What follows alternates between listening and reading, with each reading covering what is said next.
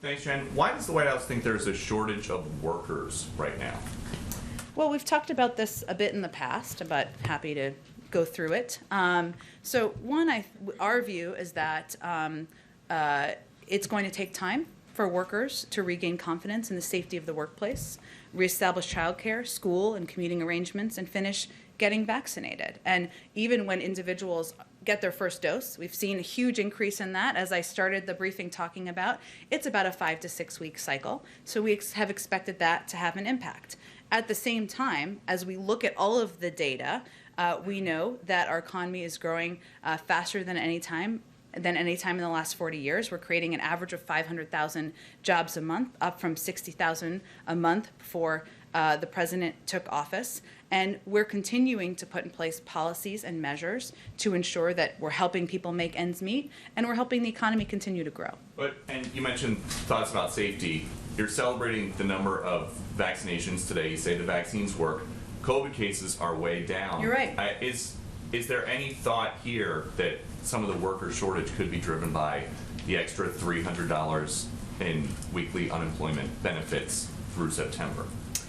I will say, Peter, that our economists and our assessment, and the assessment of many economists out there, is that the impact, the largest impact, are on issues related to the pandemic. And yes, you're right that the increased numbers, that's a good sign, it's a positive sign, but it's a 5 to 6 week cycle. So the data that was taken for the May jobs number, the jobs numbers that came out for April and early May, was from early April. That's almost 2 months ago, right? We'll see, we'll have jobs numbers come out on Friday. The vaccination rates are continuing to go up. And in terms of people being fully safe, fully vaccinated, it's going to take some time. We always expected that to be a couple of months, and we expect to see continuing improvement in the numbers.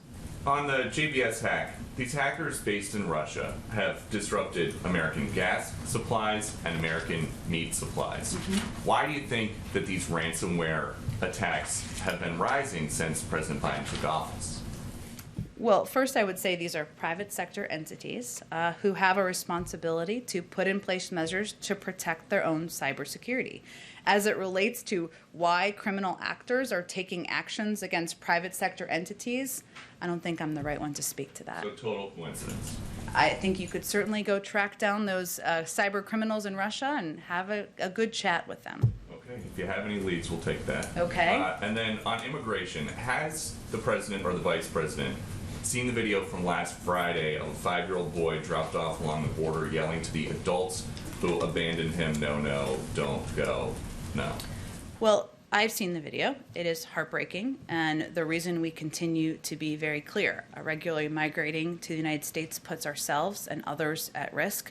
That's why we've relaunched certain efforts to build a more fair and orderly immigration system, including programs like the Central American Minors Program that allows kids who are eligible to apply from within country. But I don't think anyone, whether a parent or not, would watch that video and not feel heartbroken by a 5-year-old, I think, screaming at the border.